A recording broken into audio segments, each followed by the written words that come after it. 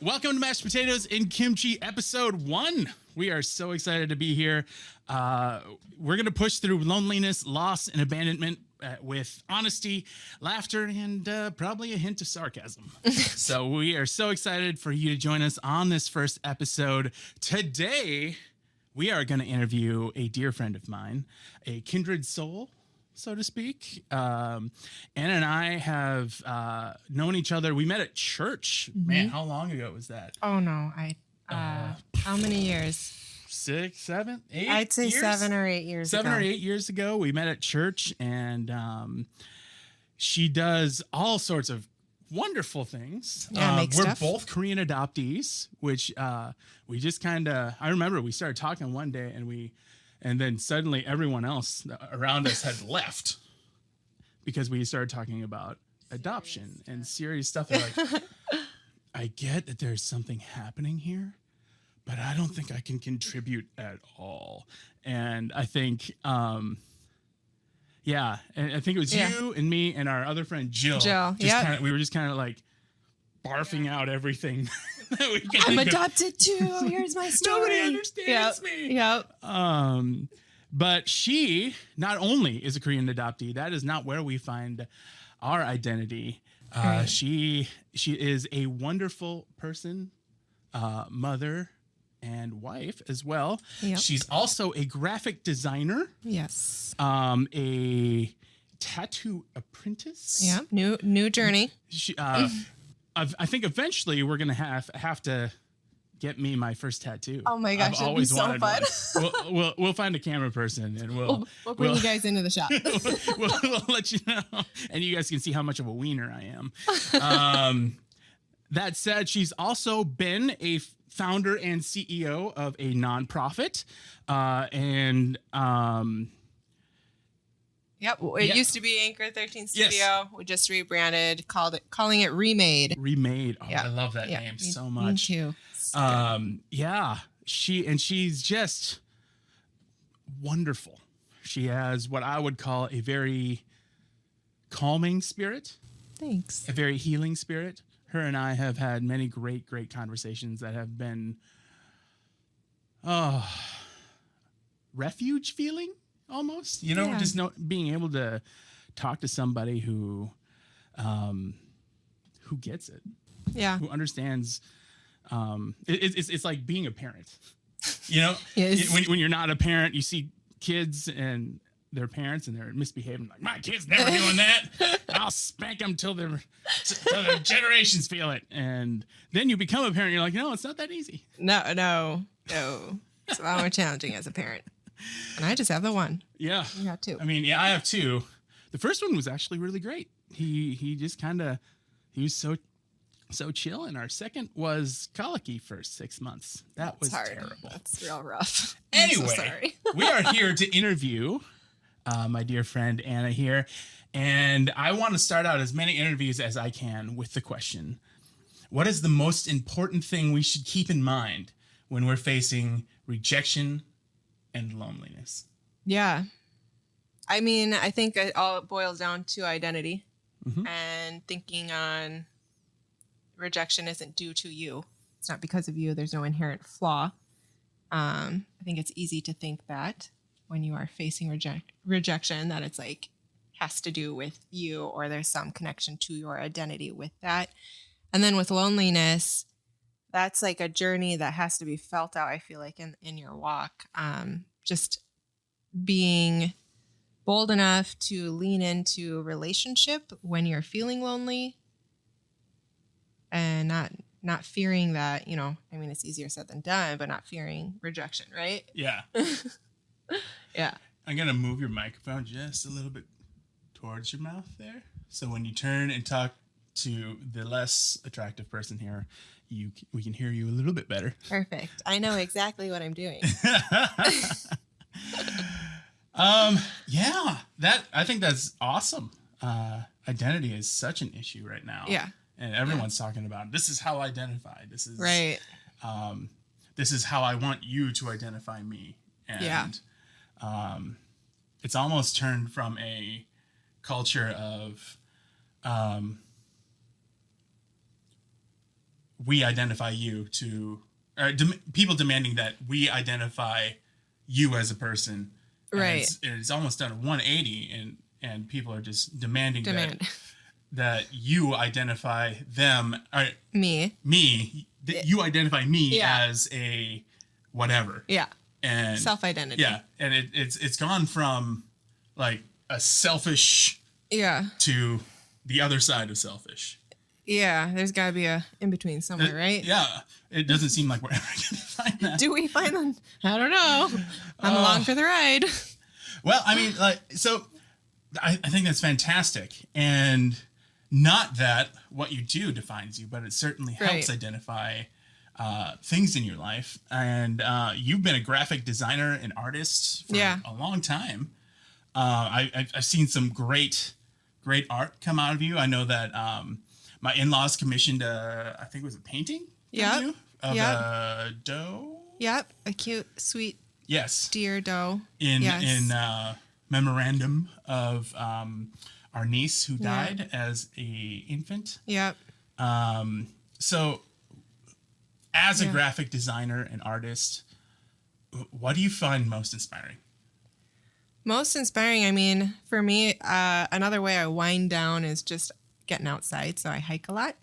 And so a lot of inspiration will come visually from what I'm seeing around me in whatever space I am hiking. I like more dramatic scenery. So I'm always trying to find like the bluffs or the cliffs or something that's an overlook over water. I love detail. So my work tends to be more detailed. But yeah, I mean, nature really inspires me. Another inspiration would be just the ability to share story through imagery. So for me, it's another way, another language for me, another tool to share pieces of my story or pieces of other people's stories if it's a commission.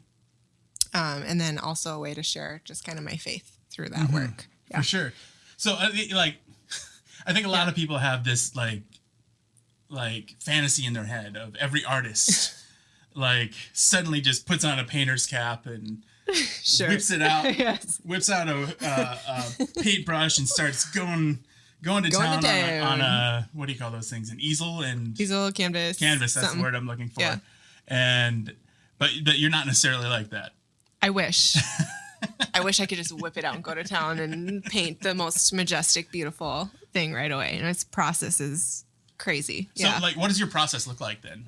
When you're creating, like, say we're talking about, like, somebody's like, hey, I want a picture of this, and I really am inspired by this. How do you take that and make it something from here to something visual? Yeah. I mean, oftentimes I can, as someone's talking, I can like see the idea. I don't know how to describe it, but I can imagine it. Right. And then it is hard to get that thing in the head to the paper. So it starts as really ugly thumbnail sketches. Like they look like stick figure drawings. You would be like, oh, if you're an artist and drawing this, I'm an artist. So they're horrible, but it helps me kind of get the layout and the concept and just kind of what it is, where things go. And then I'll pick through those thumbnails and then take that and then draw a really ugly rough draft. And then I'll clean that up and then, eventually I trace. So I'll bring over another piece of paper and trace over. And this is if I'm doing what I usually do, which is going to be watercolor and ink. But sometimes I'm asked to do other mediums too. Do you primarily do watercolors then? My favorite medium is micron pens because they're so. That sounds like nerdier than I get in the tech world.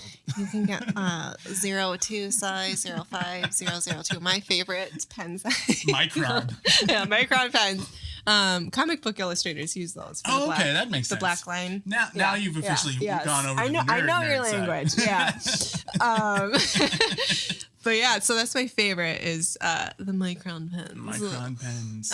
But I did learn to love watercolor. I wanted to challenge myself with the watercolors. So. Oh. Yeah. I always thought watercolors were just for kids. No, they're Like, they're hard. That's the only time I can remember using them anyway. Just like, oh, this is easy. Rainbows and sunshine and flowers. Look, it's all blue now. What color does all the colors make when you mix them together? Well, you mentioned, like you try to like fit part of what's happening in your life to determine what's happening on the canvas or on the screen or in your work in general. What kind of personal parts that you're willing to share are like have inspired just like some of the strongest work that you've done? Yeah, I mean, it's like, it all depends on the viewer, but if I were to have my own favorites, I mean, if you were to look at my work, I'm always drawing or painting anatomical hearts. I did notice that. Yeah, I love anatomical hearts. A lot of that goes to just like an over-encompassing narrative of just my heart was so hard because of what I had been through my whole life. I mean, we're talking about adoption. I can bullet point. Yeah. I'm like, what did I go through? Here's a quick list of my trauma, grocery list style. So adoption was not till I was 6 years old. So prior to that, I was in foster homes. I think by age 6, I had moved 14 times. So that's about 2 times a year. So many. Yeah. So norm for me was you can't count on anyone. You're moving home to home. You're kind of your own. You can count on yourself. And I had a little brother. And did he get to be with you? Yeah, all the time? we got to stick together. And I'm very grateful for that. I feel like it would have been a lot harder without him. But yeah, we moved quite a bit, and it was when I was 3 years old that we were separated from our original family. So we weren't young, so to speak. Old enough to understand what's happening. Yeah, we had comprehension. I have memories from foster care. I have memories as early as glimpses of just like being in the car with our biological dad. So it was enough to remember. Our mother was Korean. Our father was from here, Minnesota. He was, I was told, Swedish, but we found out after doing DNA stuff there was a lot more on that side. Hooray for Ancestry DNA, right? Ancestry.com. No, I think mine is my We are heritage. not sponsored, but we'd like to be. Ooh, please. But yeah, so that, okay. So I was born on an army base in Seoul, Korea. So even though in Korea I was born, I was always a U.S. citizen. And then we were stationed back, I think we went to Texas, and my younger brother was born in barracks in Texas. And then we moved to Minnesota, and then... That's unfortunate. I know. Here we are. Super we hot, left and the now warmth. it's like we don't know what the weather's going to be. Wonder why I'm a freeze baby. No. Meant for the desert. Yeah. But yeah, so when we were here, I was 3, my younger brother was 2. Our biological father ended up being jailed, and I'm comfortable sharing this. It was due to sexual abuse towards me. So he was jailed till I turned 18, and I think my younger brother had to turn 18 too for him to be he was released when I turned 18, but then he couldn't meet my younger brother until my younger brother was 18. Okay. And we did eventually meet him, but and then our mother had abandoned us when we were in Texas. We were at like a daycare, and she just didn't tell anyone. She went back to Korea. So my family had to figure out like, what do we do now? We got to get the kids home, and our dad was in the army, so I think my grandma had to fly down and figure that out and try to get us up to Minnesota. So all that to say, I had been through a lot prior to age 6, a lot of instability, a lot of chaos, a lot of rejection from family. I gave up on the concept of family at a very young age. And yeah, what was the bunny, like, why am I on this bunny trail? What was the initial question? How have the challenges of your life really in my shaped your artwork? Yeah. The things hearts that you put in front of us, the hearts. Yes. Yeah. Okay. that's all the stuff that made my heart real hard. Yeah.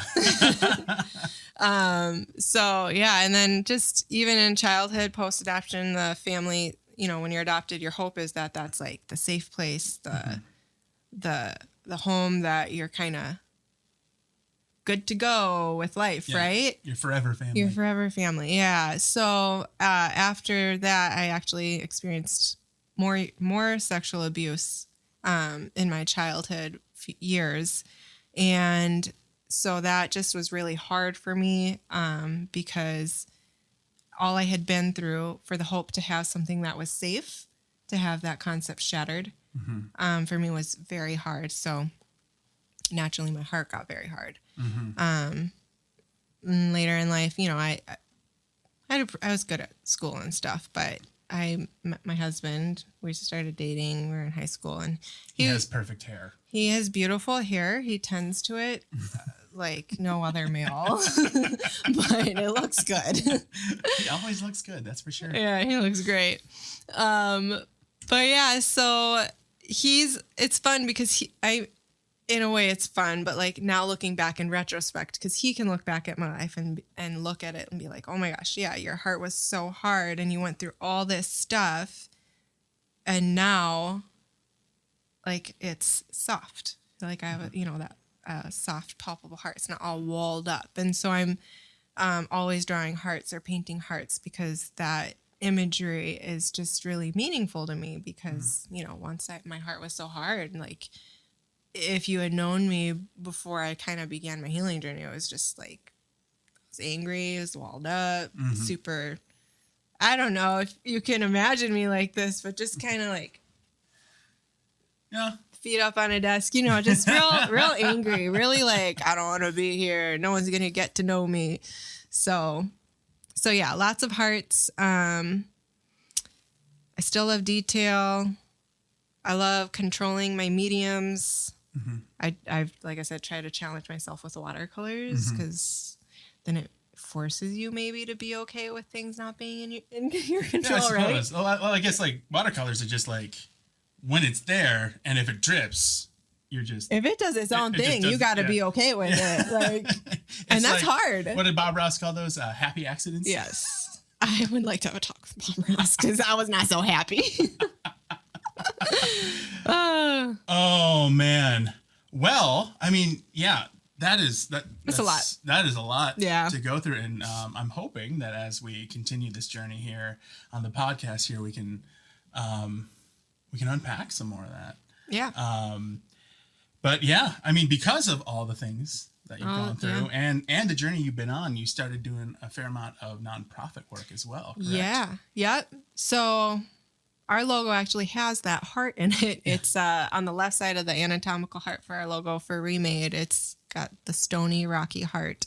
And on the right side, it's a heart of flesh. There's like life growing out of it, like leaves. And did you post that on Instagram somewhere? It's on the it's on the nonprofit account. I just shared it. Yeah. I mean, variations of that imagery have always been pushed out of my creative hands. But yeah, so that nonprofit kind of encompasses my story. So between, you know, the adoption story and to the now, in that big chunk of middle, I was trafficked and exploited. And so part of our work it's anti-trafficking work, but the connection between foster care and trafficking, they call foster care the pipeline to trafficking, because there are so many kids and youth who are vulnerable, who will be exploited by traffickers. But then also a lot of the kids will end up aging out and then having nowhere to go,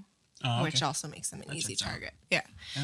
So we help in that line of work doing advocacy. So I speak, I share my story, partner with other nonprofits. We call them art healing workshops. So we do that with, I've gotten to do it with adoptees, Korean adoptees. Yeah. I've not done it yet. Maybe I should. He should. Maybe we should do that on camera too. He might cry. I cry a lot. I have made a grown man cry at I didn't make the workshop. Led him to cry. My mom's calling me. Hold on. She's not calling me anymore. I just ghosted my mom. Sad. He's gonna get in trouble. Yeah. So, okay, the art workshops, and then we also do strip club outreach once a month, and then now we're starting to plug ourselves into some sort of prison outreach through the workshops as well. So, All right. Well, yeah. hard stop. Strip club outreach. Yeah. That sounds super interesting. What does that look like? Yeah. So we kind of curate gifts. They don't have to be big and fancy, but it's mostly just a no strings attached form of love, just entering in and encouraging the women with these gifts. There's a direct connect between the commercial sex industry and trafficking. So a lot of traffickers will enter into that space to look for women who are vulnerable and will aim to exploit them for their own personal gain.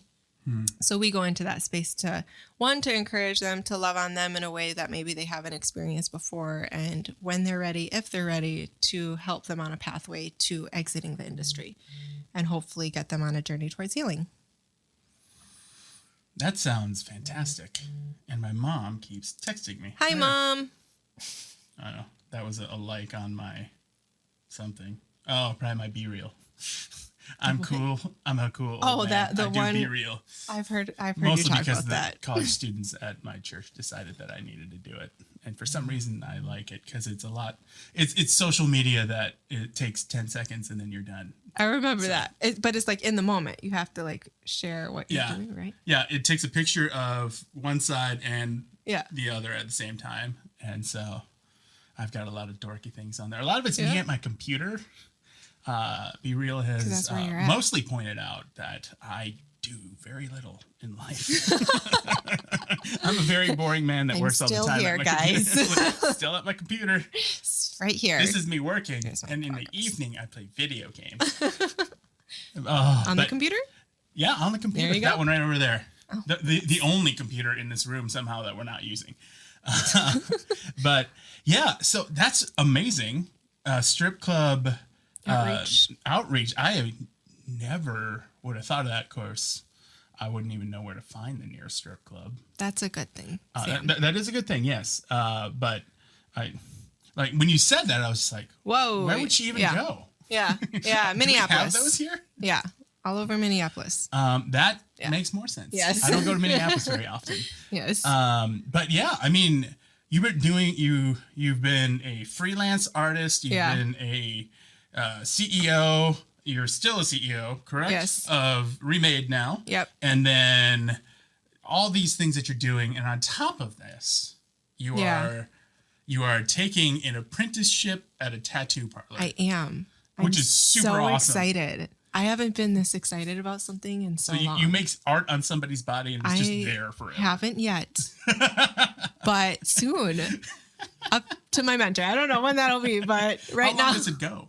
I have no clue. I'm just on the ride. So right now, my assignment was to draw my first set of Flash, and now I'm simplifying them because if you know me, I overdo things. Yeah, like, I don't know. I do like, know that. Okay, yeah. I'm like, we've been friends for a while. So I'm learning how to simplify those, which has proven very challenging for me. And I don't like what I'm looking at, but I understand I need to start somewhere. So, like just lines, just little line work. Okay. So like when somebody gives you something. Yes. Like gives a tattoo artist like, I would like these butterflies on my butt cheeks. Yes. Like, what do I how do do? you make sure you don't screw up? Like, because like you can't. You can't. Like, what? Like, can you stencil it out first? Dude, you have to get creative. So yeah, there's a stencil. You got to print out the. I'm learning this because I just watched the printer of the transfer. So the printer. Oh, there's a transfer. It's like it's temporary like tattaoo. Yeah, temporary tattoo on the butt. But on the butt. On Sam's butt cheeks. Butterfly butt. Butterflies. I said butt a lot. So it's like transfer. So it's transferred paper. on. Yep. And then you.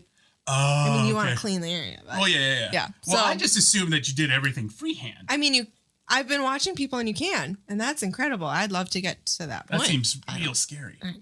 It's the idea of putting something permanent on a human to me is a little like, oh my gosh, this is going to happen.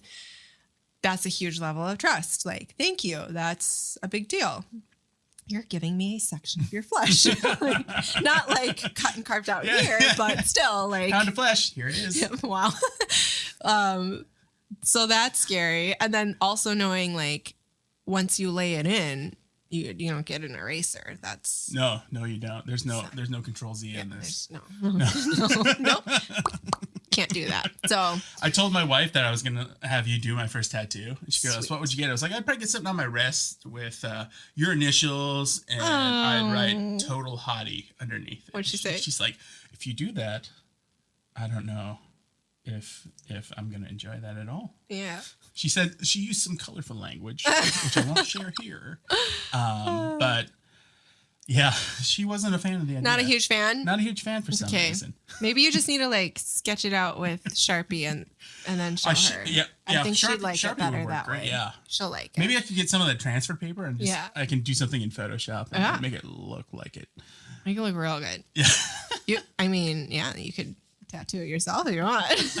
Well, I'm looking forward to hearing more about your journey as a tattoo artist. That's something you don't necessarily hear people talking about that much. Like I can't remember the name of the tattoo shop, but there's a lady at church who said, I just got this one done at like this tattoo parlor, but they're booked out forever. Yeah. And she said, so I got one of the apprentices. And I was a little afraid. Yeah. I was just like, yeah, I'd be afraid too. It's kind of permanent. You don't know if it's their first one or second one. Don't worry, it's my third one. You don't want him to go, oh, oops. Have you ever done an entire mural on my back? Well, that's awesome. I'm excited. Well, we're kind of coming to the end of my questions, but I want to start asking regular questions of people. Yeah. When we interview people. So my first one is, what makes you laugh even when you're down? Hands down, fail videos or pranks. But not really dumb pranks, just really good pranks on unsuspecting people. That's my favorite. So like you like watching people get hurt? Maybe. I love those It's too. not the pain that I enjoy, but it's why do we like that? I don't know. Why do you like that? I don't know. I just discovered an account on Twitter called Darwin Awards. And it's all people doing real dumb stuff. Like one guy got out of his car and he didn't put it in park. He must have put it in neutral because it went down the hill and over a cliff. Good job. You can tell it was his neighbor because he's like in the other yard. And you can see this guy just get out of his car, walk away, and then the car just goes very slowly over the cliff. And I was like, oh man. Did it stop? It did not. It went all the way over. It was from the looks of it was a pretty steep cliff. It's funny when it's not you. Yeah, it's hilarious when it's not you. All right. Well, that's good to know. Yeah. If I ever hurt myself, you're just going to laugh at me.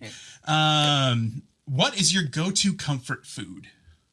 Yeah, I have a few. Sushi, ice cream, fettuccine Alfredo. Fettuccine Alfredo. Oh, yeah. Now, I know you're gluten-free. Gluten-free noodles, man. Gluten-free noodles. Yeah. Not the chickpea ones. Those are weird. They get slimy. Those are weird. Yeah. I've had those. And then what was another one I had? Like heart of palm noodles. Have you had those? They're terrible. It's like eating half-cooked carrots. Yep. I'm like, I'm going to be healthy. I'm going to try this. this. No. Oh. Garbage. So what about those things just bring you that kind of comfort? Because I know, like for me at least, like when I'm eating something that I'm just like, oh, this is my comfort food. So like it brings back memories of something or makes me think of like it not necessarily just one thing, but all these things. Like, I'm eating this and I remember eating this with them. And so it's communal for you. I mean, it's purely taste buds for me and joy. Like ice cream is pure joy. Like I just want ice cream. Sushi's just so good. Oh, it is. But have you been to Akita? Yes. Oh, I love Akita. The all you can eat. Yeah. I've not done that. I've only gotten it to go. Well, nobody will go with me. I'll go with you. I will happily go with you. My wife is like, sushi. Why would I eat that? Fish. Heather, if you ever watch this, they have non-sushi items. Oh yeah, we've been there a couple of times. Their fried rice is very good, Yes. and the udon noodles are also delicious. I have not had those because I don't know if they're gluten free. I doubt it. Oh, all right. Well, we've covered food, and and these are all work in progress. Yes. But my final question for you is, when you are lonely, how do you connect with people? Yeah, it's easy to isolate, right? Mm-hmm. I mean, you gotta get those few people you can really count on. So I've got people like, it's not even 5, right? It's like there's 2 people in my life I know that I can hit up, and The older you get, it seems like the fewer you they want. dwindle down. Yeah, you only get 1. No, once you reach 40, you It's get a 1. rule. I'm not there yet. Is it a rule? I don't know. I don't know. I just know I want less of them. Less of them year after year, less and less. But yeah, just knowing I can hit them up and you don't have to say a ton, and they're going to be there, be reliable, and whatever you need. Yeah. Got my people. So you like just going to connect and just being in the same room? I know some people like do that. I enjoy doing that. My wife doesn't get that. No, I wonder if that's a girl guy thing. I mean, sometimes. For me, it's an introvert thing, I think. Okay. Just So like people assume that I'm not. People assume that I'm very extroverted. yeah, I thought so. But when I've been I in first met ministry you. for 20 years, so I know how to talk to people really well. But yeah, I actually am far more introverted than most people think, and I just like being in the Just want presence to of be people. in the space. I am a very doing person. Mm-hmm. So I'm like, let's like, if I'm in the room with my husband and we're not doing anything, but we're together, I'm always like, let's do something. We gotta go. Come on, let's go. I'm sure he loves that too. He loves it. He's pretty introverted. He is. Yeah. He's like, why can't we just enjoy each other's Let's company? snuggle. Please. But I'm like, no, we gotta go do something. We gotta go. Like, we gotta get out of the house. We gotta go on an adventure. The camera stopped, so this might not be a video one. Yeah, and I don't know how to do any of this stuff, so I'm just looking at Sam like, you got this. I get it. I got it under control. I don't. He's got it. It's fine. I've been busy having a conversation with my good friend. Yes. But anyway, So yeah, You're a I'd doer. say do the things with the people. So yeah, getting out, doing activity, get my mind off of stuff. I don't know. That's I just need to be busy. I need to move my legs and do stuff. I need to like get out. mm-hmm. I don't want to run though. You don't want to run? Yeah, I'll never run. I don't think running is good for anybody. It's not. I feel like I can't remember what the meme was, but I think it was, I can't remember exactly, but it was something to the effect of, I will start running when I see somebody running, smiling. Have you seen that yet? Not once. Okay. I've seen a lot of like people like going, like their mouths are grimace? wide and their teeth are showing, but I'm pretty sure that's not smiling. It's pain. It's pain. It's pain. Yeah. It's pain. It's not a smile. Well, thank you so much for being here. Yeah. I love having you here with us, with me. And yeah, I look forward to more conversations with you. I do too. This has been good. This has been great. Yeah. Thank you, Sam. We'll talk soon.